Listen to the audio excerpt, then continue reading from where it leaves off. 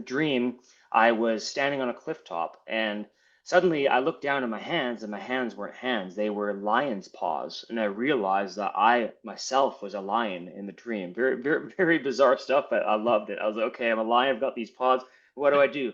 Okay, run towards the cliff. So I started running towards the cliff. And then when I stretched my paws out, then suddenly my paws were no longer lion's paws, they were eagle wings.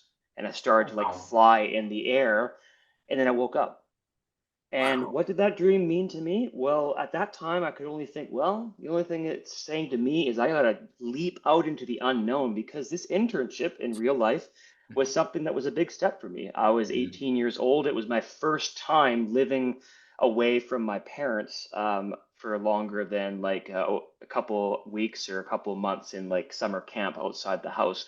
This was like a 6, 7 month internship, and it was a big step for me.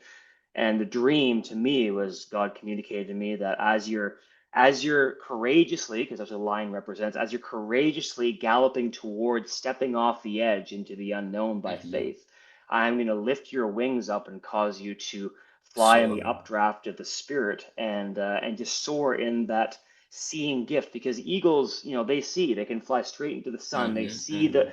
playing field, the multiple perspective advantage, and that began to unravel like a scroll in my life over those next 7 months, an intense learning environment on how to interpret dreams for my classmates, but ultimately learning here how the art of hearing God and interpreting dreams for strangers in places like Salem, Massachusetts, Haunted Happenings, one of the largest New Age festivals in the United States, interpreting dreams for total strangers and seeing many people's lives transformed, even people, especially people of different faiths and beliefs. We have our belief in Jesus, but they'd come in and share their dreams, and they'd be the New Agers, the psychics, the witches, the polytheists, you name it, different spiritualities and religions and belief systems. But when they would share their dream with us and we'd be able to interpret, then we could see God's hand truly begin to move in a deeper and powerful way. But for me, practically, that little small dream that I had there unpackaged so much in those 7 months and